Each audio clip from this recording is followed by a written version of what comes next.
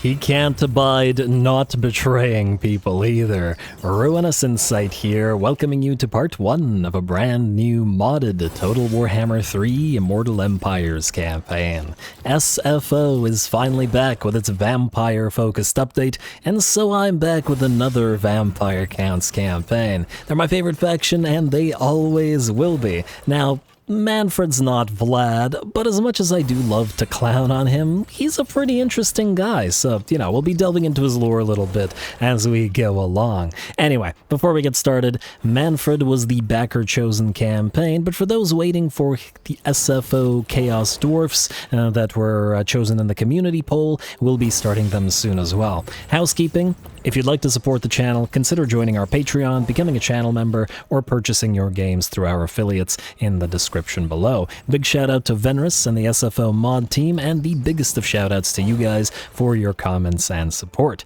Anyway, now let's take a quick look at the faction.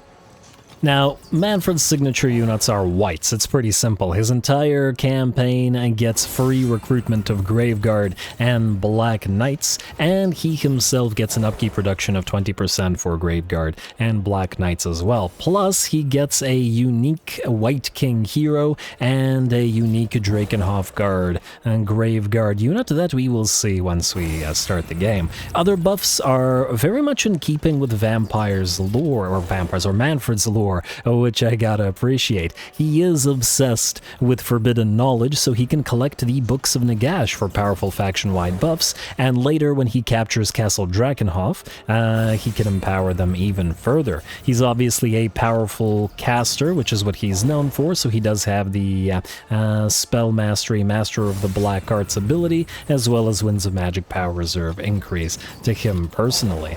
Lastly, he was a Master Politiker, and so it does make sense that he has a diplomatic relations increase with both vampire factions or vampiric factions and the followers of Nagash as well. That's about it for the faction.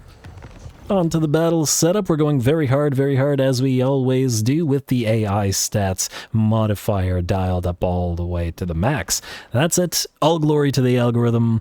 Kill them, raise them.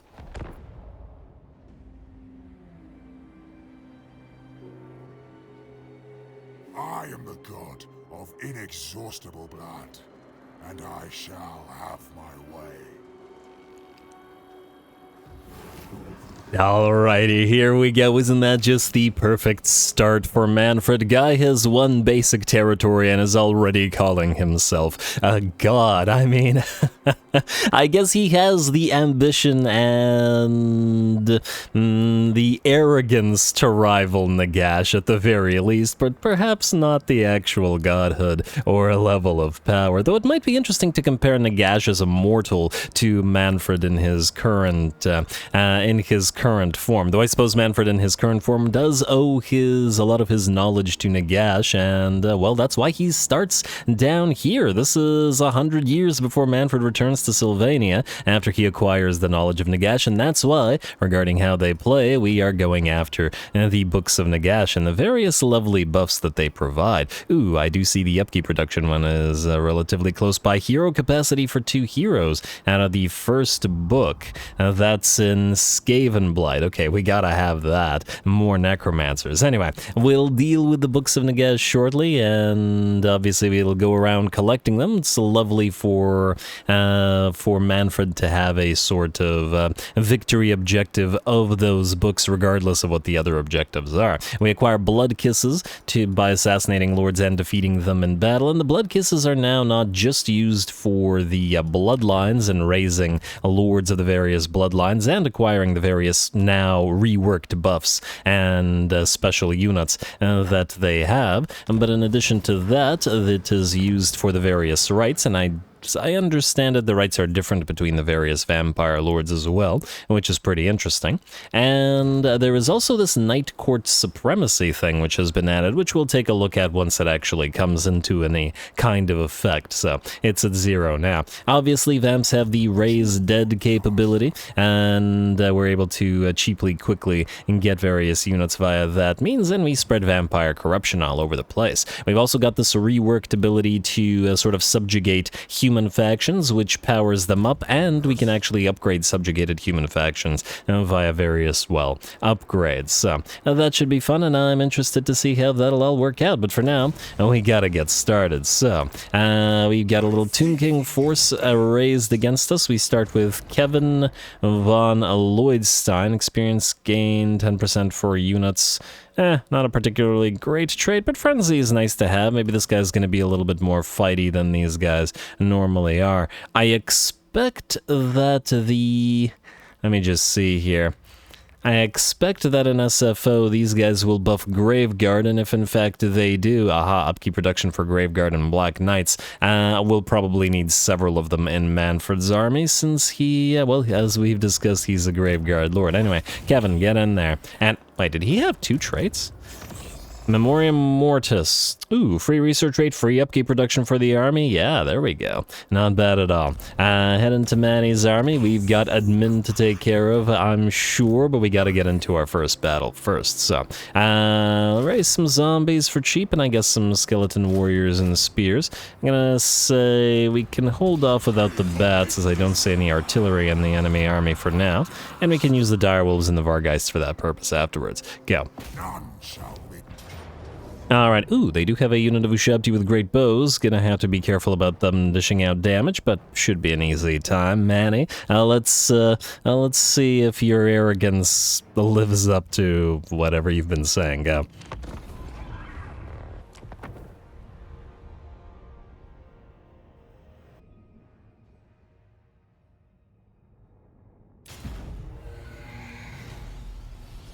Arise, Gravebound.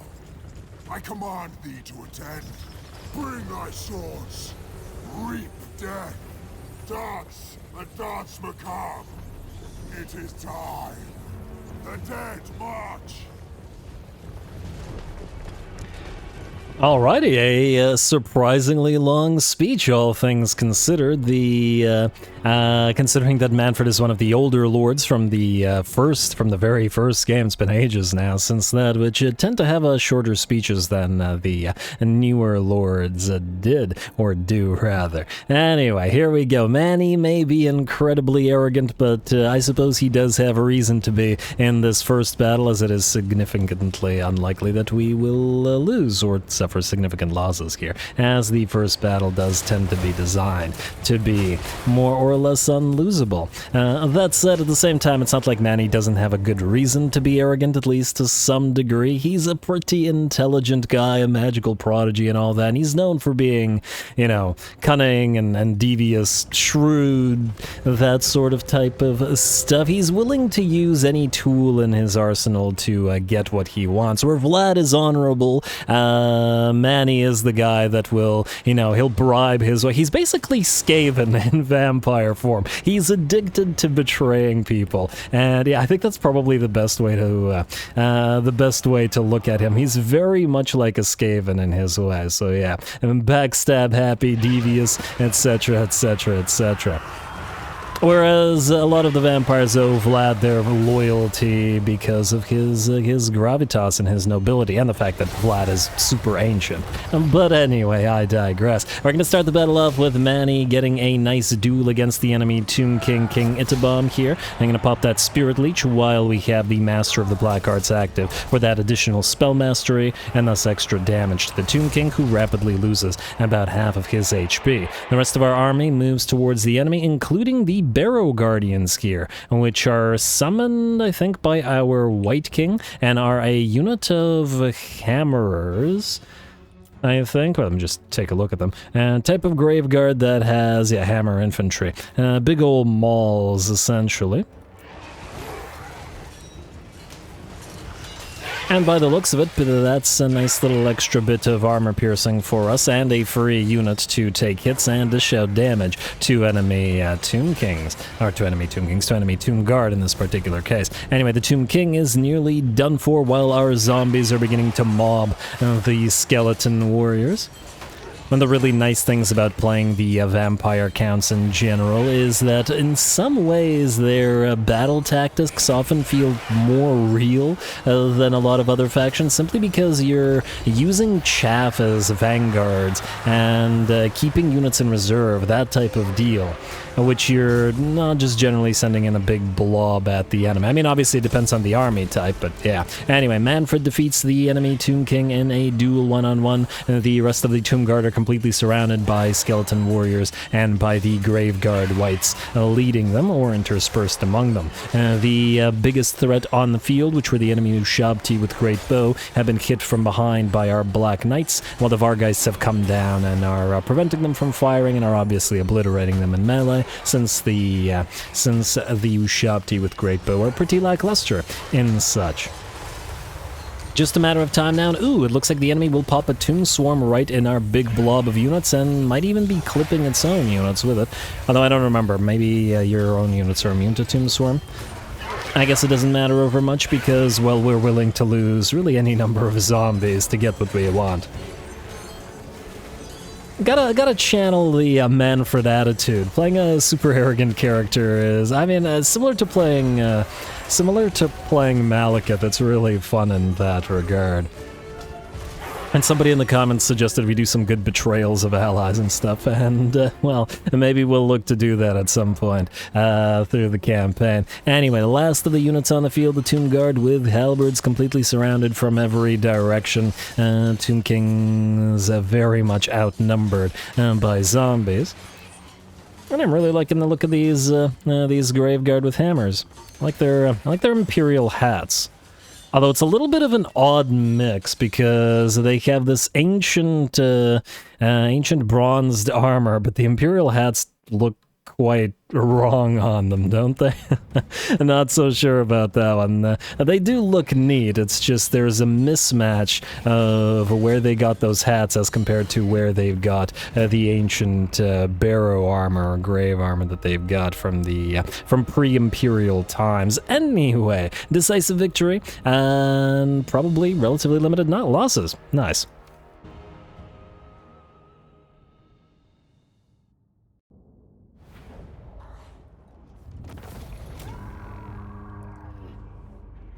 Immortal undead engaging in those endless wars among the dunes. Isn't it a beautiful sight? Well done, Manny, on your debut little fight. Bigger things to come. Let's see. We have cooldown reduction battle healing cap plus 25% for the army. Ooh, that's actually fairly nice for murdered captives. The money that we get is fairly insignificant. However, we will probably need a lot of money to build our first stuff, and especially as we should have the Bronze City we start in Kasabar, so that's going to be a landmark, which is probably costly. Return captives, I guess. We're not damaged enough to need the healing, really. And get another 500 money. Nice. Alright, now that the first battle, we've gotten it out of the way, let's see what we've got in Kasabar. First of all, we cannot raise any heroes, so we have to prioritize raising a Necromancer as fast as possible to provide support and get on that Corpse Cart mount quickly as they can. So Lichard will have to be priority. We're going to uncollect the income as we generally do at the start of SFO in order to increase the growth, which is really needed since we'll need to be tier 3 in order to recruit Graveguard, which is what we'll want to focus on early on. It is a different tree to get the Graveguard, both halberdiers and great weapons and sword and board, than it is the Black Knights and the White Kings, but we can wait on that. We do have a Haunted Mill here available to us from the pastures, which does give us control, though the money isn't super significant. And the City of Bronze, okay, I called it Bronze City, but whatever, close enough, is at 4,000 gold per turn. Now, we could build that. Since we're not collecting income either way, it might be the better option. Technically speaking, we want balefire braziers in every single province, but at the basic tier, the income and stuff won't be helpful to us, at least not at the start. So I think maybe we either... Well, you know what, we could start on the Graveguard building and then we'd be able to upgrade it as soon as it's available. On the other hand, it only takes one turn to get the first level, so maybe we just save the slot. You know, let's save the slot and we'll get the City of Bronze up and running ASAP. Alright, capture a settlement, Bagar. Working on it. Manny, do you want to raise anything else here? Just bats at the cost of 1,500 because we're in enemy territory, I take it? That's not going to happen. Let's hit Bagar. Ooh. Let's also check if we have any significant stances here. So constant casualty or punishment rate +5. Wins a magic power reserve +20 per turn. Damn. Vampires have a good channeling stance. It feels so weird coming off of ogres who have no channeling stance and have a difficult time in getting those magics up and running. Necromantic Ritual reduces our campaign movement range, reduces raised dead cost. Oh, I should have popped into that stance when raising the dead. Well, not a big deal. 10% won't make any kind of difference at this point. Raiding is obvious, ambush is obvious. I am curious about vampiric channeling. I assume that we can't use it when in settlements, but we'll find out. Anyway, hit Bagar. Like so, and it's not worth fighting. I'm just gonna hope that the auto-resolve doesn't completely screw us over and dish out too much damage to us. That's fine. It's not too bad. And we will occupy it for ourselves. Lovely.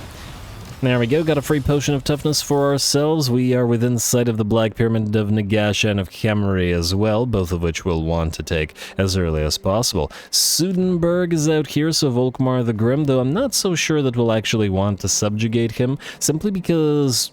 do we really want to compete for territory close to where we start? Empire territory? Sure, we can have a subjugated empire, but this is our... this is where we live right now. Anyway, mission successful, and another mission. Maintain control of the shifting sands. Alright, all the way to Antok next. Ooh, hello, we got a gem mine here as well. I mean, it'll set us up for easy money down the line, but... wait. Do we want to build the corrupted village? It does increase our growth slightly, but it'll make it so it takes longer to get to level 2 and then Graveguard. Though we could probably win battles with just skeletons for now. Anyway, let's start with that cursed gemstone mine shaft. Although we technically need the necromancer building here as well, but anyway. Start with that. And I guess the corrupted village as well. Alright. And obviously we will... You know what? Start with the charnel pit for even more growth instead.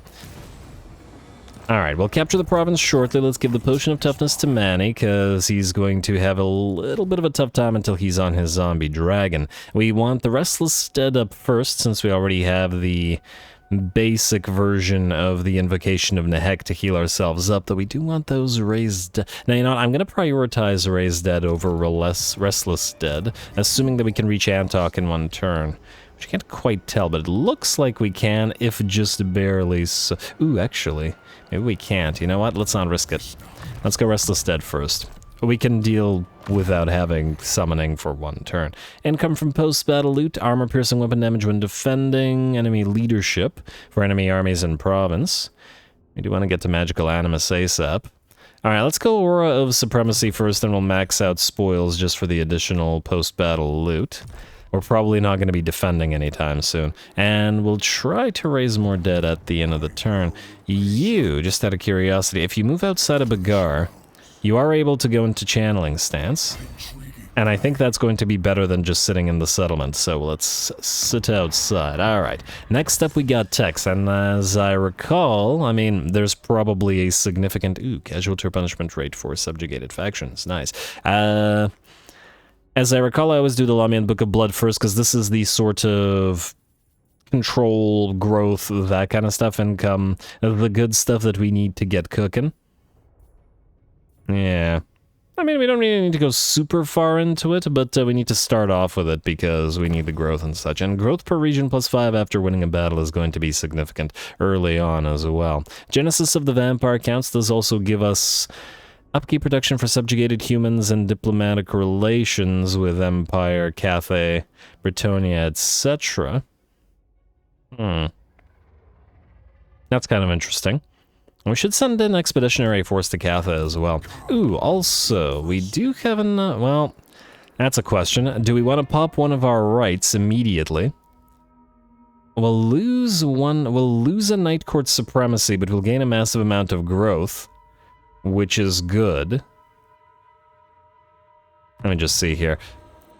We lose 25% battle healing cap, Miscast base chance reduction? Miscast base chance minus 20%. Winds of magic. Winds of blood increases spell / missile resistance and power reserve. On the other hand, we just get one more blood kiss and we can awaken our first bloodline lord, which would be nice as well. Control +4 straight up out of awakening one of the von Carsteins, which is nice. We got... let me just see here. Anything really, really significant? Nothing significant in the first buffs other than getting the first von Carstein Lord up and running for that +4 control. Admittedly, that's pretty darn significant.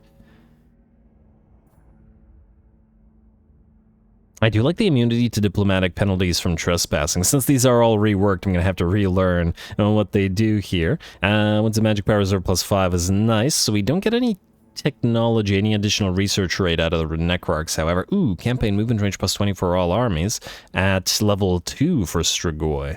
Huh. That's pretty interesting. That's pretty interesting indeed. Anyway, we'll hold off on that for now, when probably raise a Bloodline Lord just to get him on the field earlier and turn.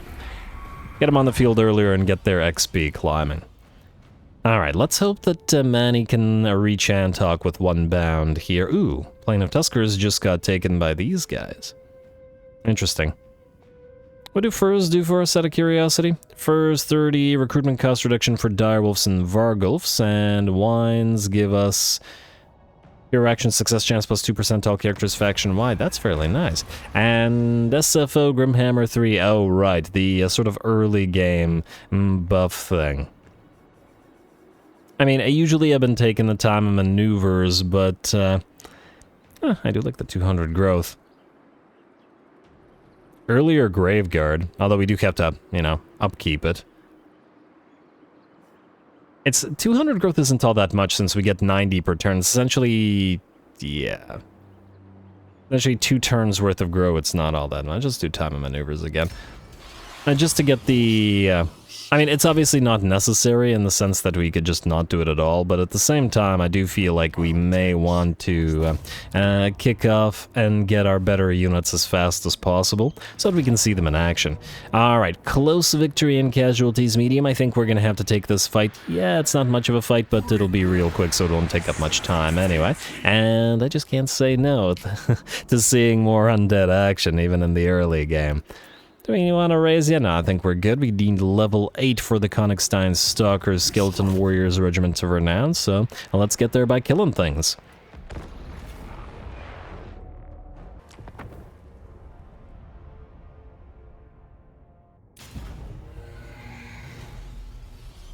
We surpass Nagash.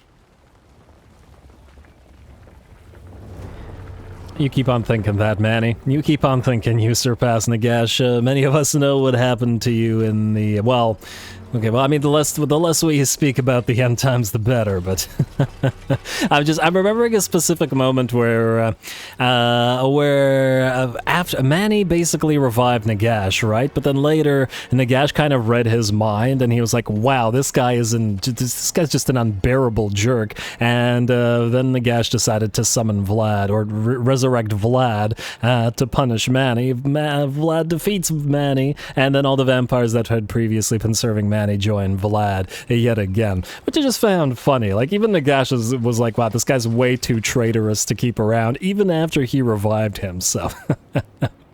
But it is, once again, always amusing to play characters like that. Anyway, here we go, heading directly into the enemy army. Gonna drop one of those Spirit Leeches on the enemy lord, and with that spell mastery bumped up by 50%, looks like we can do significant damage. I wonder if we do have other sources of spell mastery that we can get on Manny to get those Spirit Leeches hitting even harder. And especially later, once we have the zombie dragon, though we will be a bigger target, at the same time we will be able to drop those spells up from above, as well as obviously summon zombies into the midst of the enemy army. Anyway, let's just speed it up a little bit. Our main forces moving forward. These 2 first battles are insignificant enough not for us to warrant caring about. As in, tactically, because the likelihood of casualties is infinitesimal. but sooner or later we'll run into a big old fight. And in the early game at least, until we have our support units, our corpse carts, our necromancers, our mortis engines, our units will be weaker than early game units belonging to other factions, so we do have to watch out for that. Anyway, I'm gonna smash into the enemy skeleton archers in the back lines as the dire doggos as well as the black knights rip them to shreds with great ease. The enemy Tomb King is down to a third of his HP, and the Tomb Prince is pretty badly beat up as well, while Manny continues taking them both on. We should probably get our White King in there to help out, not that Manny is struggling against the early level units. Skeleton Warriors are also struggling against the Graveguard, especially with the free hammer unit that we have here. Oh, he looks so happy. He's just having fun. And unlike most of the regular skeletons, or at the very least the vampire count skeletons, the White Kings just the Graveguard rather, being whites, can probably to some degree enjoy what they're doing. They do have memory and agency and all that sort of stuff, unlike zombies and skeletons, which are more or less just puppets. Anyway, puppets or not, it looks like our force has pretty much defeated the enemies. It looks like Manny has defeated Tomb King and Tomb Prince alike, and they lie broken at his feet, which I'm sure he very much appreciates, because that's the kind of guy he is. And he's very petty and all that. I mean, his pettiness literally destroyed the world, so there is that. Anyway, there we go. Oh, gotta love the sort of balefire on the feet of the Black Knights. Always looks pretty cool. And since we're going to be having plenty of these guys in Graveguard in Manny's army, we'll be seeing lots of them throughout the campaign. I do wonder to what heights we can take them, because they're obviously not going to be nearly as elite unit-wise as armies of like blood dragons and stuff like that, but at the same time it will mean more difficult fights for Manny as we head into the late game as for the Graveguard, which is probably going to keep the campaign pretty darn interesting as we keep on going. Anyway, there we go, round 2 to Manny.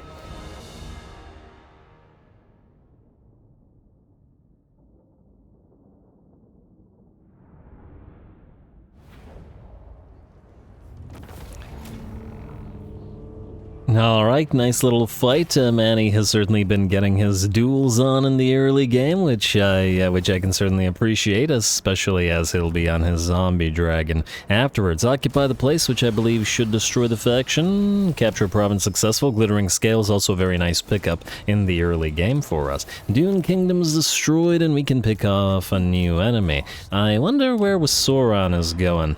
Might be trying to attack Kasabar, but I think the defenses there are too strong, and I assume that you only have the one settlement.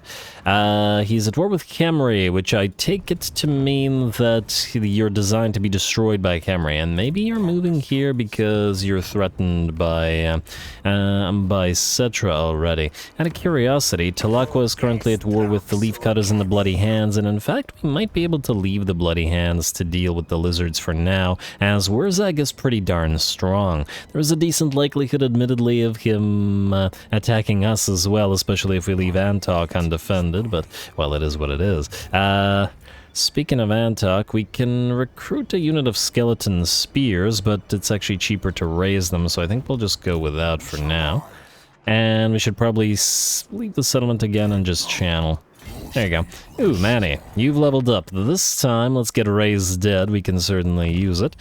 We have to be very careful with Mannfred's points. I think Mannfred is one of the, if not the most point-hungry lords in the game, because he has access to 2 lures, plus a lot of points and go into his main tree as well, or his unique tree. So we're not going to be able to put really any points into his blue line, and we probably won't completely be able to finish his fighty tree as well. At the very least, we could probably skip Devastating Charge and Dark Knight recharge and armor bonuses, because there's just a lot of better point value that we have here, so and we'll deal with it. Anyway, wait, didn't we just defeat that lord, but we didn't get a blood kiss for it? Oh well. Commandment available. We should immediately get either control. I do like the construction time for all buildings, considering we're looking to upgrade Casa Bar as fast as possible. Maybe I shouldn't have upgraded Bagar after all, but anyway. We got additional growth coming in. You know what, we'll leave the barrow here, because then we won't have to build it in Casa Bar, and it would have been a waste to build it in Bagar, because we have the gemstone thing there as well. I'll also most likely have to build defenses here, but they'll be relatively weak in the basic territories, I imagine. Let's see. 2 crypt ghouls, 2 cairn wraiths. Ooh, that's actually quite nice. Never mind, I like it. Yeah. 4,000 gold. Yeah, I think we can invest into it right now. You know what? We can invest into it next turn. Recruitment and raise dead cost minus 50% for skeleton warriors and skeleton spears. You know what? Let's go Invocation of Nagash for a turn. And we just have to get back the reduction in building time within a few turns. So, Evocation of Nagash first, before we move. And I take it we'll be moving to Plain of Tuskers and Sudenburg first, and then looping back around to Kemri right after. Gotta activate that gold mine. Alright, the rest of that looks good to me. Let's take a quick look at what we have here. Ooh, melee defense plus 10 for corpse carts and mortis engines. Weapon strength plus 75% for zombie units. Might be a solid sort of follower army to have, just pile zombies in. Alpha Ghoul gives us melee attack and speed for various monstrous units. Undying Hunter gives us 10%... Ooh, a Crypt Ghoul army, missile resistance and physical resistance. That's quite nice. And regular Vampire Lords we have, another Black Knights and Graveguard sort of deal. And Sanguinius Frenzy for all heroes and army, unit mass for the entire army, and Vanguard deployment for heroes. I mean, it's potentially interesting. Inclined to say we go for domineering, although damage from zombies isn't necessarily that great. I wonder if there's other traits that give us better stuff from zombies. And the Strigoi Ghoul Kings are probably going to be inferior to Strigoi Bloodline Lords, so is there any reason to get one of these guys up and running right now? I mean, there's also the fact that these guys are going to be costly. At the very least, the Master Necros are cheap. You know what, let's start with Domineering for now. Yeah, let's do that. And pop you into Casa Bar. I don't think it's going to get attacked, but why not get this guy up and running? He doesn't cost us much, and he can act as a supporting lord. Rise dead cost, recruitment cost. Does this reduce recruitment cost for... skeleton spears and zombies, or skeleton spears and skeleton warriors, but doesn't include zombies, unfortunately, which is what we want here. Granted, they're pretty cheap, but they could be cheaper. Anyway, we're looking good for now. Let's end the turn. Let's proceed to Plain of Tuskers. I'm also interested to see how Volkmar is doing. He'll probably have a full stack by the time we get to him, which means we'll probably need at least a few more units. And maybe I should have raised Kadon here. Kadon? Like Transformation of Kadon, but you don't know the beast lore. Anyway, probably should have started him at Bagar so we could move him to help, but it's all good. Issue a commandment, free enchanted shield. Sure. And capture 2 provinces. Working on it. Alright, now. Glittering Scale, should have popped that in here first. Let's get you the enchanted shield while you're leveling up. We have our Necromancers available now. Witherer, cooldown for Raise Dead, Forbidden Rod. Yeah, that's what we're taking. I don't even really care what the other stuff is. Ooh, Morbid Curiosity, Steel Tech Increase. Actually, I kind of do care what the other stuff is, but yeah, Witherer, can't say no to Forbidden Rod. It's gonna be you, sir. And you're gonna have to follow around Manny until you can get into his army. Speaking of Manny, we're gonna briefly switch to Necromantic Ritual for Raise Dead cost reductions, and move out here. And, where are you fighting? You're not fighting anybody. Okay, well, you're about to be fighting somebody. And it looks like Basoran backed off. Let's move you into Bagar so that we can maybe leech some XP and reinforce. And we'll keep an eye out on the lords, just another domineering one. We'll keep an eye out on the lords in case there's some interesting ones with really nice traits that come up. I'm gonna need the money. I was tempted to activate the additional growth, but I think considering how much cash we need right now, we can't really afford it. Anyway, Array's dead. At least it's cheap. Get the Skeleton Warriors up and running. I guess we'll keep the Vocation of Nagash up for at least one more turn before we hit the Plane of Tuskers and switch commandments as well.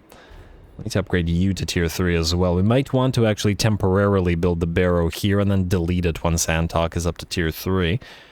Depending on how long we can wait. We also probably will want to knock out the Bowmen of Orion quickly, though do these guys have Isolationists? They do. I'm willing to bet that they still can attack us, but it's still somewhat unlikely. I'm just remembering in the Skulltaker campaign, for those that watch it, the Wardens of the Emerald Pools, wherever they are here, those lizardmen sat there, didn't declare war on anybody, never did anything, never ventured outside of their territory for the entire campaign, so yeah. Anyway, ignore the building upgrades for now and head into the next turn. Wait, did I raise the Skeleton Warriors? I did. Alright, good. Alright, let's see if Volki tries to move towards Plane of Tuskers in order to attempt to defend it. One guy did. Gunter Hertzeller. We do want the defeat trait for Volkmar the Grim as well, as it's nice for it's melee attack and defense for all infantry in your army, right? Melee attack +3, melee defense +3, if I'm recalling correctly, and that's a really nice, or it's going to be really nice for a Graveguard-centered army. Let's go for spoils, because training isn't super valuable to us in the early game. We'll switch... Oh, fricking. Didn't mean to do that. We still only have Fellbats here. I mean, I guess we could raise one Fellbats to help the Vargeists out, but it's better than nothing. It's just that they're kind of costly for what they offer us here. On the other hand, there's going to be a lot of range units available to the Imperials, so yeah, fine, raise the Fellbats. Why not? Alright, you're going to go here. You're going to reinforce and leech XP. You are going to be, by the looks of it, just maybe unable to reach him. Anyway, since you're not at war with anybody... Oh, they're trading with Talaqua already. And we need to find the, Wait. I want to pop into Necromantic Ritual or back into Necromantic Ritual for the extra leadership. It's better than nothing. And I think we can't fight while... Or can we? Let's cast base chance reduction is something. We could switch to it, though. Maybe the leadership is better. Alright, switch to Necromantic Ritual, and... Oh! You can't attack while in Necromantic Ritual. Interesting. Can you attack while in Channeling? Yes. Alright, so I guess we're attacking while in Channeling for the miscast base chance reduction, even at the cost of a little bit of vigor. Go. Alright, then... Ah, Volki, you are nearby. Alright, so, first of all, we can raise more dead here, but it'll be expensive. Volki does indeed have a full stack. We will want to... Okay, wait, let me just see here. Okay, we'll want to move you here to reinforce. Leech that XP. There's a decent likelihood Volki attempts to head for Bagar rather than sitting in Sudenburg, but we shall see. And you are going to go into this army because you can't reach Manny in one go. But you can still leech XP like this. Defenders are, well, kind of non-existent there. Ooh. Though if we auto-resolve it, we might be sufficiently damaged to sort of force Volki into an attack on us, which might be a good idea. Anyway, we don't need the Invocation of Nagash up anymore, so we will switch to... Repress Mortals for that additional construction time reduction. Then... 740 feels like awfully expensive for a single unit of zombies, doesn't it? I think we can go without, even without a full stack. Auto-resolve. Alright, ooh, yeah, okay, we're definitely sufficiently damaged, and I would imagine Volkmar should attack us. Actually, he's probably going to attack this guy. Ah, actually, you can't reach him. You go here, so that we make sure that he attacks Manny. I do wonder if he'll attempt to besiege us, as the AI does have a tendency to do that on occasion. But I guess we'll find out. Do we want the Hunger on you? I think we want the Hunger on you. I was wondering whether we should go for the next level of Raised Dead. But it actually doesn't reduce its cost, it only increases the number, meaning it's not as useful to us. Dark Pact leadership when attacking, leadership aura size, we'll ignore all that. I do want Soul Blight, but we don't currently have enough mana to make good use of it. And you know what, to avoid the siege, we'll head outside of the settlement and we'll go back into channeling stance. Gotta max out our mana, especially as Manny. Now, if you attack, we will get the reinforcements, good. I'll take Sigmar's throne. Now we can raise the zombies. And when you know what, it's get one skeleton spear. Like so. I guess we could get another skeleton warrior. Not going for the bats because they feel too expensive. You know what, let's get another direwolf. I know they're expensive as well, like stupidly expensive for this, but wait. You know what, just raise the skeleton spears, we'll hold off on the rest. Oh, you know, we get 2 zombies. We'll hold off on the rest, we can raise them next turn once we can switch our stances, and once we can transfer some of the zombies to Mr. Kadon and his domineering zombie trait. Alright, it looks like the battle is upcoming, so we can skip, and... we want to bother with any of this? Weapon strength, income from sacking settlements. Not super useful right now. I mean, this is just there essentially to pop between these two to get the Night Court Supremacy back up and running, but I don't think this is worth popping right now, simply because we don't have the... we don't really have enough territories to make good use of the additional growth and stuff. It would be a waste. Better to wait until we have a larger empire and then pop it off then. And we could preemptively use the other one, but I want to save the blood kisses and... huh! Volky didn't attack us. You little coward. Come on, Volky, you're better than this. I fully expected him to attack. But it's alright if he's getting a second lord out of the settlement. That means we'll have a nice attack. And hello, we've got a dilemma. And I just want to point out that there's been a massive rework of the dilemmas that the vampires get, and they should be pretty interesting. So... what is this? An Arabian scholar seeks an audience, offering to share forbidden knowledge in exchange for safe passage through your lands. His intent is unclear, but his lure is tempting. Grant him passage gives us 25 research rate faction-wide for 10 turns and Night Court Supremacy. Drain his knowledge gives us XP, but at the cost of Night Court Supremacy. I wonder if this is one of those dilemmas that, you know, keeps going, like, depending on what you pick first. This does, off the bat, seem like the best one. Character aura leadership plus 10, faction-wide, destroy him utterly, and... ooh. Kitab al-Azif. Ability, Invocation of Nehek. So 2 free uses of Invocation of Nehek, 2 free uses of Summoning. Erase dead cost reduction. Dang. That's a really strong item. The raised dead cost reduction is significant. So was the research, mind you, but we'll eventually have maximum research, but in the early game it's quite valuable. I'm actually tempted to go for this item. Who knows how many more times we'll be able to get access to it. It's really solid. And these are free. Yeah, I'm gonna say claim his grimoire. The scholar clutches an ancient tome, its cover worn, but exuding a sinister aura. With his death, the book could be yours, its dark secrets ready to enhance your necromantic power. Also feels like something Mannfred would do. This guy has a grimoire? Yeah, this is why Manny is down in Nehekara in the first place. Go. Alright. Let's take that. Manny, you're gonna grab that instead of the potion of toughness. It'll...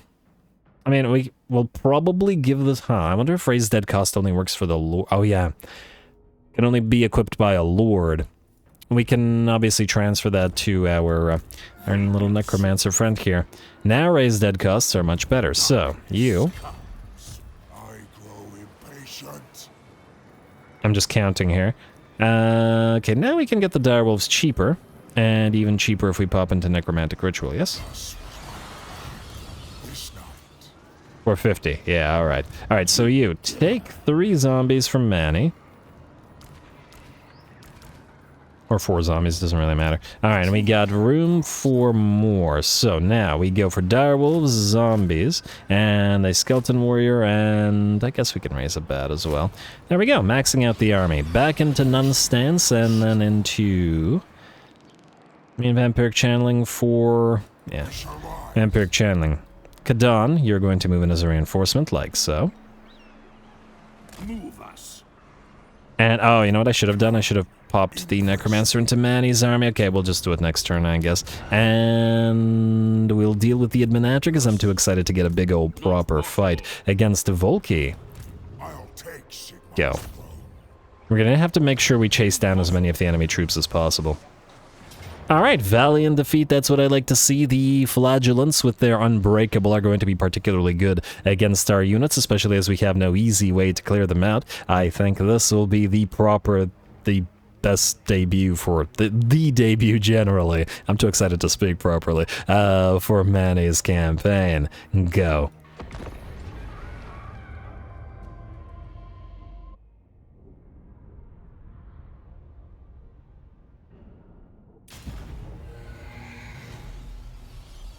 Arise, Gravebound. I command thee to attend. Bring thy swords. Reap death. Dance a dance macabre. It is time. The dead march.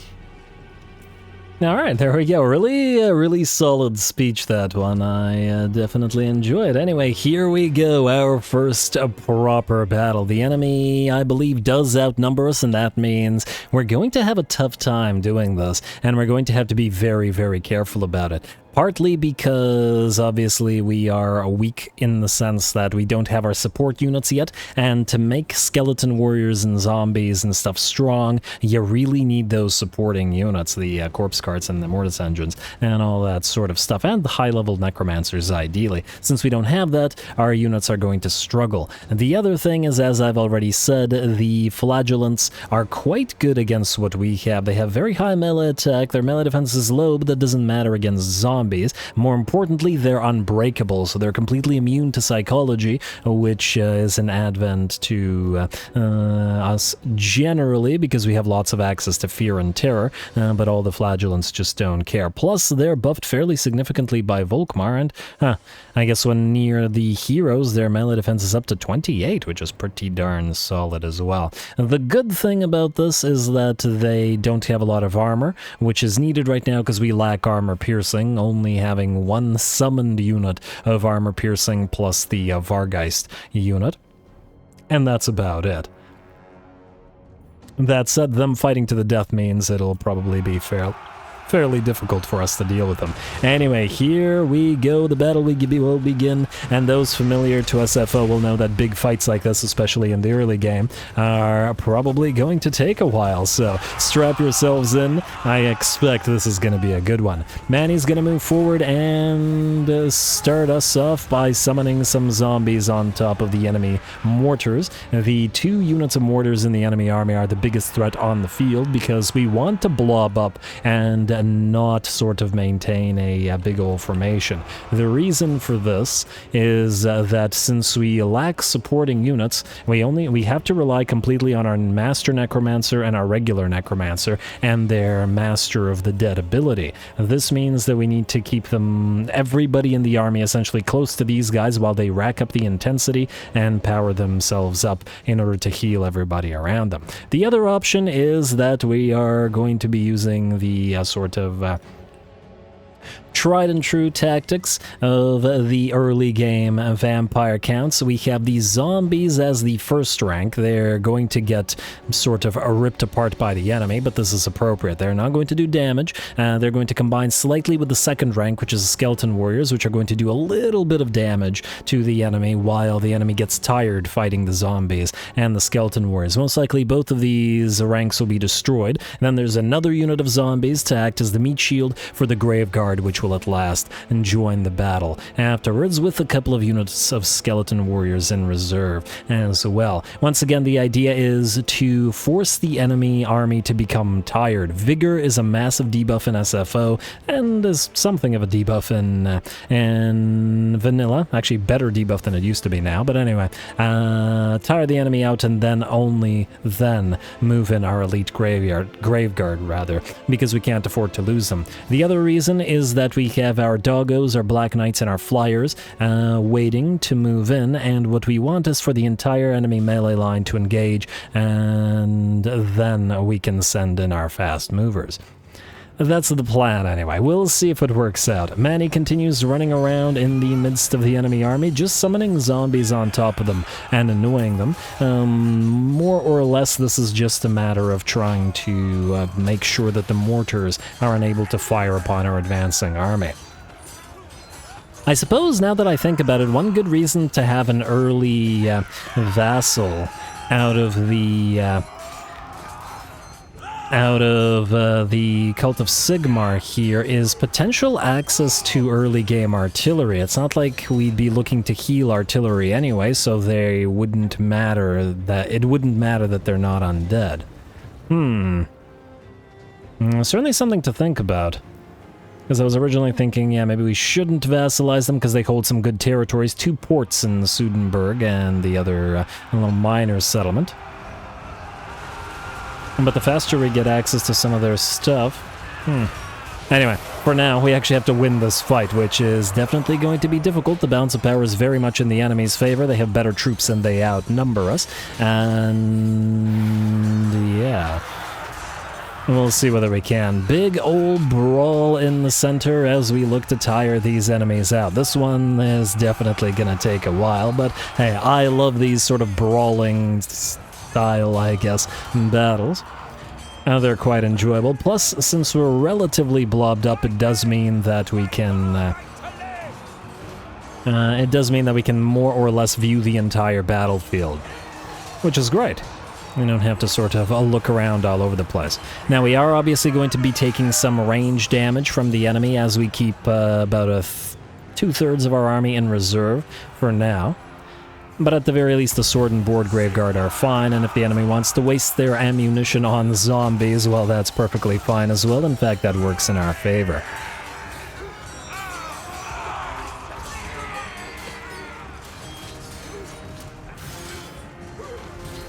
It'll be really fun once we move up towards the Empire as well and begin the Vampire Wars. And for those looking to read up on the vampires, I do recommend the Vampire Wars trilogy. Though once again, I don't remember if I said that in this campaign or other campaigns. I have done other vampire campaigns after all, but the Manny book really does make him look pretty good. Like, if all you know are memes about him and the end times, you're probably gonna hate on him a lot. But yeah. Let's say the Vampire Wars trilogy does do him justice as a character to some degree. But the less we speak about Conrad, the better. Anyway, time to move at least some of our reserves in. The Vargeists will touch down. We get another unit of summoned zombies behind the enemy, while the Vargeists start dishing out the damage. We're going to have them attack this left flank, mostly because we have a sort of path around the enemy here that could open up. This is actually impassable right now. At the same time, here the Vargeists can't get surrounded by anything, so it's safer here, as we do need them there. And the brawl continues and will do so for a while. We've been in this brawl for a while now already, and it's showing no signs of stopping. Volkmar is in the center of the formation, leading his troops, but every, I don't know, 30 seconds or a minute or whatever the cooldown is, we drop a Spirit Leech upon him. He's down to 35% of his HP or so. I don't think that Mannfred can take him one-on-one in the early game, as his stats might be a little bit too high for us, but that's alright. Manny likes the whole backstab thing. And he can kill Volkmar by Spirit Leech without ever needing to duel him directly. And there we go, another one coming in. That one probably won't kill him, as he still has plenty of HP, but, well, let's just say we got more where that came from. Especially with that Necromancer that we got with the Forbidden Rod, which means additional magics available to us, more summons, and more Spirit Leeches. Vargeist still in the center of the formation, but it looks like they've opened up a pretty big hole in the enemy line. lines and have managed to get 81 kills and 13k damage. They are taking a little bit of damage themselves from the enemy range fire, so we're going to counteract that by popping the Invocation of Nehek, which lowers their attack, but their attack is still pretty darn high regardless. Time for the reserves to move in, at least our melee reserves, as our last skeleton warriors and Graveguard move towards the enemy lines, which is the appropriate thing to do, as we can see most of the enemy army is now winded or tired. And now that the Graveguard are stuck in, our Graveguard will all be fresh while the enemy will become exhausted as they begin the fight. Time to also move our fast movers as the bats flit over the battle lines and head directly towards the enemy handgunners and the enemy crossbows, and the same thing goes for our 2 units of Black Knights and Dire Doggos. Now the Black Knights do need to focus down the enemy Empire Knights, mostly to stop them moving and stop them potentially charging the fragile Dire Wolves or Fellbats. But once the knights are taken care of, we can send the others in to attack other things. And while the knights are distracted, it does mean that the doggos and the bats can touch down and start ripping into the enemy handgunners. And the enemy... another Spirit Leech. Enemy handgunners and enemy archers. Crossbows, that's the one. Alright, Volky down to 300 HP. This Spirit Leech may actually finally bring him down, or at least... Oh, don't tell me it ended with him just alive. 9 HP! Oh, I can't believe it ended with him alive at 9 HP. Alright, so one of the zombies, somebody has to land that final hit. Although I do think if Mannfred could sort of move through the enemy lines, he'd probably try to deliver this final hit himself. After all that, after weakening Volkmar so much with his attacks, and ooh, random skeleton comes back and hits Volkmar in the back. Well done, random skeleton. And it's a random skeleton with a steel chair, but anyway, there we go. The enemy lord is out, but the balance of power is still in the enemy's favor, and the battle is showing no signs of abating. I did say that battles are generally longer in SFO, and generally the difficulty is higher as well, and this is definitely going to be no exception. Enemy has managed to send some pikes back to try to aid the Empire Knights, and it looks like they might do some damage to our Black Knights and our doggos if we're not careful, even if it is a single unit. On the bright side, the enemy has more range units than they can take care of right now, since they're not protecting them, and the doggos will be able to run them down, and same with the Black Knights as well. There are still, however, hundreds of flagellants to work through. It looks like Manny has forced an enemy warrior priest to rout. I think both warrior priests are now routing, as Manny, the Vargeists, and our White King were focusing them. Got to get their leadership aura and their general supporting capabilities off the field, and we'll run them down and prevent them from rallying now that they've routed. I do believe there is a unit of great swords in here as well as halberdiers among the flagellants. Ooh, looks like our summoned units of zombies are now gone, which I believe disappeared due to the fact that we no longer have enough magic to sustain them on the field. And the battle continues. Big old line. It looks like most of our skeleton warriors and zombies in the front lines have managed to melt away, but that's just fine. Our Barrow Guardians and our Graveguard are now very much in the fight and able to continue doing damage. It looks like the Graveguard here are still active, while most of the enemy will be tired, winded, very tired, exhausted, etc., etc. So that part of the plan, at least, is working well. And wherever the fighting is thickest, wherever there are the most enemies, or wherever the enemy has a general, like so, we can send in our White King and our Vargeists to hunt them down.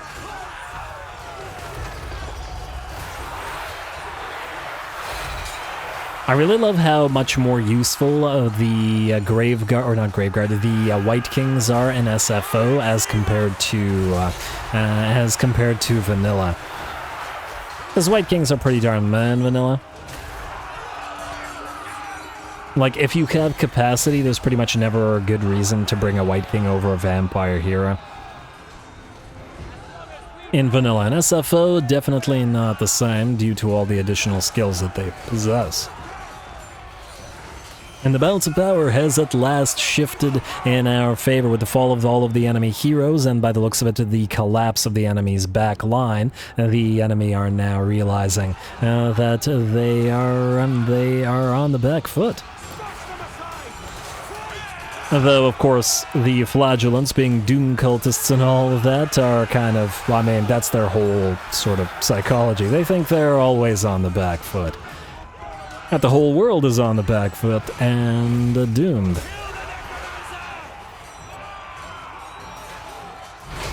Alright, looks like the enemy general is, let's see, well, down to about 30% of his HP, pretty darn close. I really do wish that we could see how much healing, like the healing stats of the necromancers. This one has reached his own healing cap because he kept spamming the forbidden rod to allow us to keep casting. But the other one's not, and obviously all of these guys are getting the heals from that lovely Master of the Dead trait. Keeping these units going, as needed, of course. Alright, 79 kills on this unit of Graveguard, and as for naming units, guys, probably don't bother naming zombies and skeletons because they're all going to either die or get replaced, but we're going to have many Graveguard, so do feel free to name those, and especially since there are going to be various kinds of Graveguard. I wonder if we can build the Hammer or Barrow Guardians, or whether we can only summon them. Guess we'll see later. Anyway, enemy is starting to run out of units now. Balance of power continues to climb in our favor, though the enemy's main stack has not yet shattered, leaving only the flagellants behind. We are going to head towards the enemy in general of the Empire to pop off another Spirit Leech, but I think that might have been the last of the mana that we have to work with. Even with all that channeling we did. 371 kills on these flagellants, 35,000 damage. You gotta love the sort of numbers that the enemy can rack up, 230 and 31k. And just attempting to fight our droves, our endless hordes of shambling dead. Also excited to later fight the orcs and their was, although I still absolutely contend that there should be a Wa mechanic for the vampires. I've been saying this since game 1. They should have zombie units and maybe skeletons acting as a sort of Wa army following the main armies around, because it's silly in late game not having zombies in your armies. Alright, and it looks like the enemy general has shattered. The bounce power is at about 90% in our favor, and that means that the main stack has broken. All the non-cultist troops have booked it on out of there, and only the flagellants remain. Granted, our own numbers have dwindled, and it's almost even numbers here, but we have healing support, and the enemy has low armor, so we should be able to whittle them down with time, especially since we have kept our Graveguard more or less safe for the entire fight, and they're all in very good HP, so the low, well, let's see armor piercing on these guys. Actually, 17 armor piercing is pretty darn solid. So there's still definitely a threat to the Graveguard. And they can still definitely put in some work. I'm just gotta whittle them down a little bit more. We unfortunately do have to keep using our Fellbats and our, well, actually our Fellbats have melted away and died at this point, but our Dire Wolves as well as our Black Knights to chase the enemy down, as otherwise they will simply re-enter their settlement and we'll have to attack them again. Take their heads. I mean, you can take the skeleton warriors and zombies' heads. They don't need their heads. They'll keep fighting. So go ahead, take their heads. Huh. Maybe we should ally with Skull Taker. He can have our skulls and we can keep on going. It doesn't matter.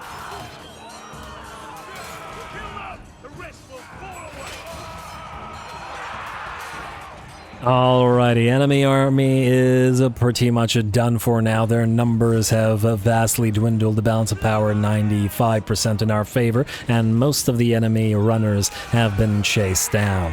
Just a matter of getting rid of those last units that are fighting to the death of Mannfred. Re-enters the fray. And it'll be nice to see him fight on foot for a little while until we get him his various mats. Oh, nice kick. Did he just kick somebody's head? Did he just kick 2 heads off with a single kick? I don't know how he did that, but that's pretty impressive.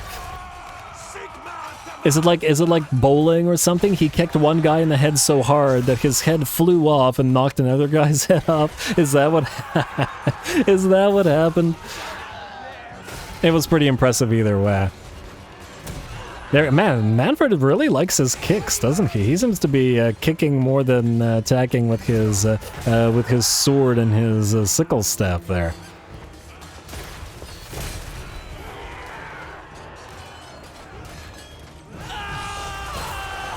A nice little leap forward. Another nice thing that that SFO does for Vamps is it makes them move very quickly on foot, because they move like slow cavalry on foot. Slower than Black Knights, but not by much. Alright, and the Black Knights arrive at last to charge the enemy in the back. We didn't do that too much throughout the battle because we needed the Black Knights to run enemies down in the back lines instead, but it all worked out reasonably well. We did have to sacrifice, like, I don't know, let's say half our army of the zombies and the skeleton warriors for this, but it was absolutely necessary. And that's what you have to expect for vampires. It's not like we're going to be attached to piles of zombies and the skeletons and all that. Alright, last of the heroic flagellants are just about to go down. Just one last check, 114. That unit that was over 300, I guess it died. Yeah, I just wanted to see if anybody reached 400 kills on any of the flagellants, but I suppose not. Anyway, there we go. The battle is ours. Massive pile of corpses where the 2 armies clashed. Beautiful. Alright, and definitely a close victory. We most definitely had to work for that. We really got to get those support units up and running for future fights, but hey, we're keeping it interesting. Definitely also will want some of those Crypt Horrors to get a little bit of armor piercing and poison into our lines. Crypt Horrors absolutely being a mainstay of vampire count armies.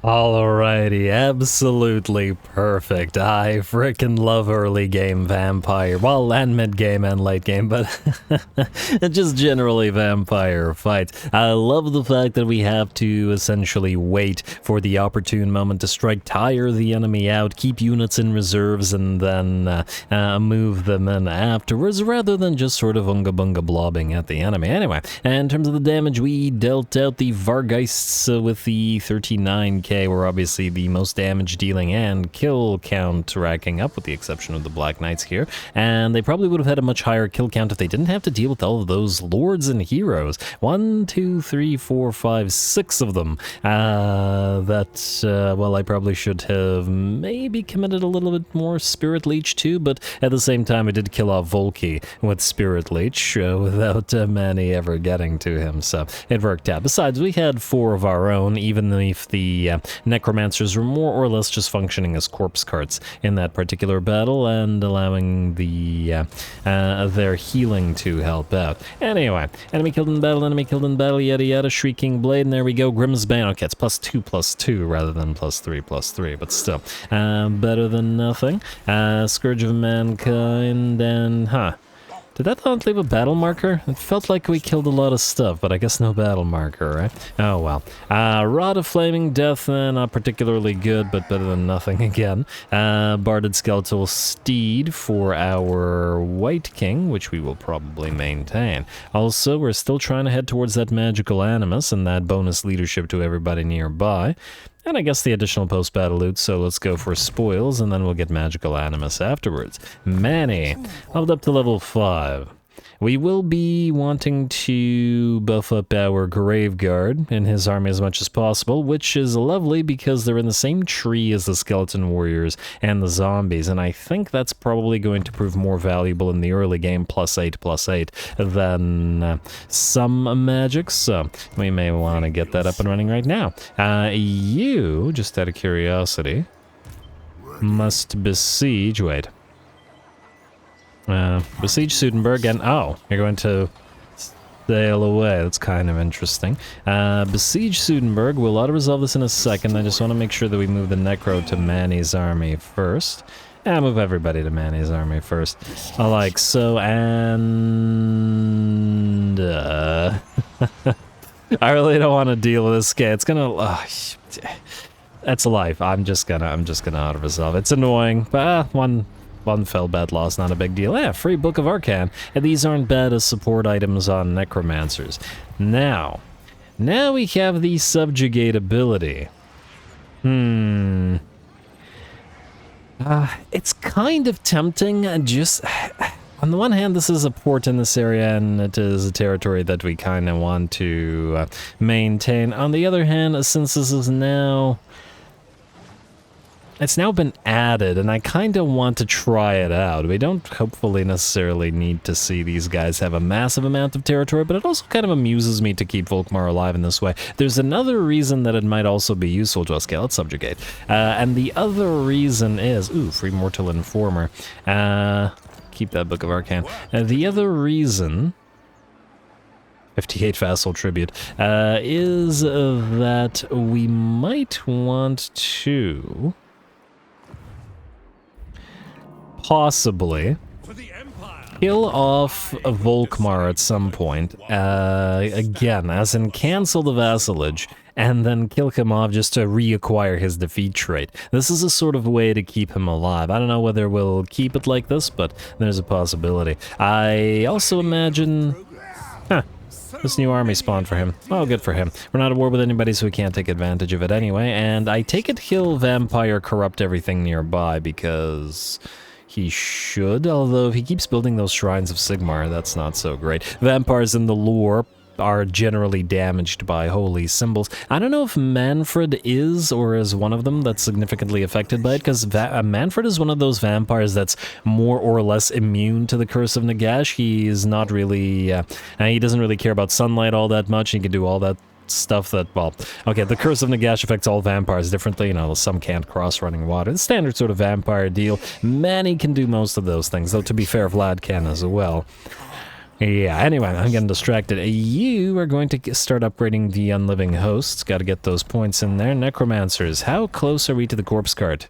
Okay, the first one we get at level 10, which is a while. Got to get ranked 16 to get that Unholy Lodestone, though we may want to keep the Balefire option available should we start fighting demons. We'll want to get the Invocation of Nehek and Curse of Undeath up and running later. Let's do Replenish Troops first.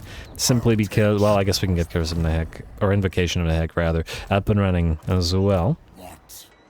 Like so. And I'll probably just transfer the Plane of Tuskers over to these guys so that they have at least one place. Do they have any money to give us? They do. And plenty of it. Yeah, sure. Here, I'm Plane of Tuskers. Alright, they can keep these ports for now. We'll take the Fleet Port of Terror, Zandri, here ourselves, as we have to take the these provinces. Just got to be careful about these guys taking our stuff. We'll also really probably want to get the Buried Caravanserai. Anyway, that was a nice influx of cash now. We have our Press Mortals up and running, so we will get the City of Bronze. We will... not upgrade Antok because we want to get the Shady Township up and running. We will, however, go for the Gem Mine here and then upgrade the other Necromancer thing here to get additional Necromancer capacity, which does mean maybe we do want to get Morbid Curiosity up and running. Cool down to Gaze of Nagash.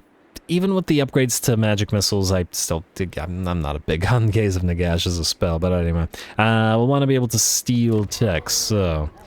is it worth it in the early game, though? You know what? Maybe it's not.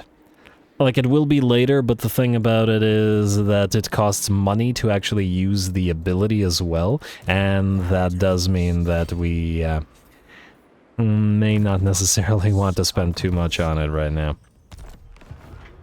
We could also potentially use this guy as a recruiter. Also, we now have 4 blood kisses, which means we can raise our first von Carstein Lord. It does have to be the von Carstein Lord once again for the free control. I am tempted by the constant casualty or punishment rate. I'll think about it anyway. Like so. We're down to 1 blood kiss, and maybe we pop the right that gives us +1. It costs 4 duration. Duration is 10 turns, and then 10 turns activate the assemblage of necromancers to get the growth and all that stuff. We're not really going to be using all this, it's just I kind of want the Night Court Supremacy up and running. So we gain additional character experience gain, eh? Increases leadership, melee attack, and defense is what we currently have. Oh! Casualty or punishment rate +10 in own territory. Oh! So Night Court Supremacy in the early game is going to be better at 0 than it is at 1. Okay, so that means we shouldn't use that. Alright. Let's see who we got in terms of this guy. Wilmar von Carstein. You may notice that he doesn't have a trait here. And the reason for that is the rework with the bloodlines means that their traits are acquired via skill points instead, so that you can choose a trait rather than, you know, that whole random trait thing that you do. So we don't have that yet. Anyway, we'll ignore this. Oh. Huh, if we wanted to, we'd get some ogre bulls. They're actually pretty cheap. Huh. They're living units, so we can't keep them alive, but until we can get crypt horrors for monstrous infantry into our armies, this may not be such a huge deal. On the other hand, we're gonna have to kill off these guys to take the Great Desert of Erebus, and I imagine that we then won't be able to use their forces. You know what? I think we're fine. Unassigned skill points, building upgrade available. Okay, that's Antok. We'll ignore that and end turn. Lovely. We'll see whether these guys are worth keeping around or whether we should destroy them as vassals later on.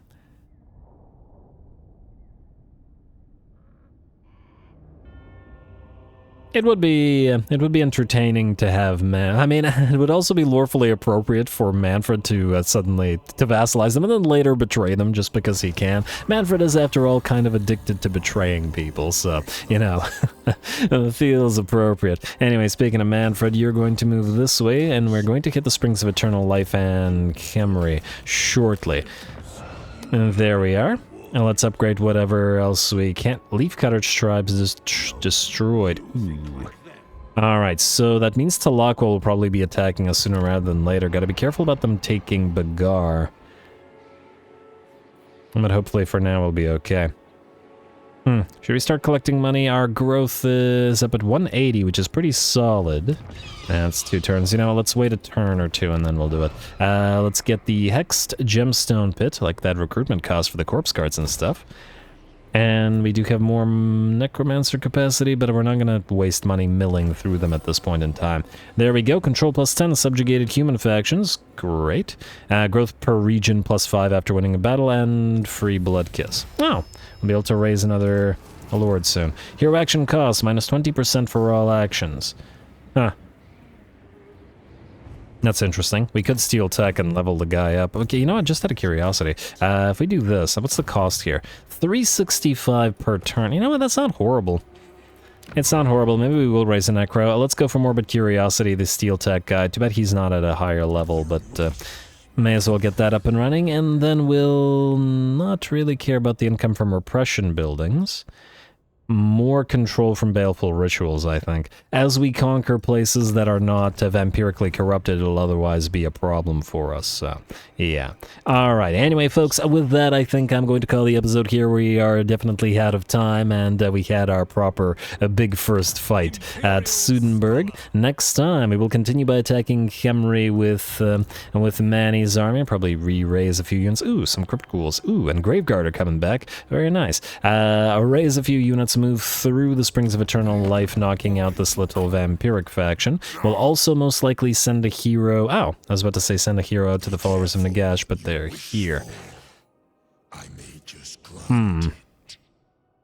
And we'll probably want to keep them alive because we'll want to have access to Tomb King units, because since they're undead, they will work with our stuff. In fact, because of our corpse carts and our massive access to healing, they'll probably work much better with our armies than they will in the Tomb King armies in the first place. The healing doesn't apply to constructs, which is unfortunate though, so I'll think about it. But there's some stuff in their armies that we want, like tomb barks and such. Anyway, oh, you know what? Okay, before we end the... I know this is stupidly expensive, but Wilmar von Carstein, I just want to take a look at the rework and what these guys have as an option. So, we'll recruit you, buddy. You can leech XP, or we could delete you so that we don't lose too much money. But I want to see what the trait options are. So, trait 1 is Houndmaster. Armor-piercing weapon damage plus 10 for direwolves and fellbats, making these guys pretty decent as reinforcing armies. Bloodstrider. Huh, interesting that von Carstein gets pretty good buffs for Blood Knights. 20% upkeep reduction, melee attack plus 10 for Blood Knights. I'm hopeful that the Blood Dragons get even better buffs. Veteran gives us ward save 10% for zombies. Well, that's interesting. That's actually a better buff than the 75% weapon strength I would expect, because it's not like they're going to be doing crazy weapon damage anyway. But anyway. And lastly, the Nightborn. 20% reduction for Terrorgeists and Zombie Dragons. So, okay, I like that. We'll probably take Nightborn trait simply because we'll need somebody to lead a flying army. Although I suppose 10 armor piercing for fellbats is also a considerable buff, as they otherwise have 0 armor piercing to speak of, and this actually gets them a little bit more viable. Dire bats. Fire bats, dire bats. Wait, are those buildable or are those acquired by something?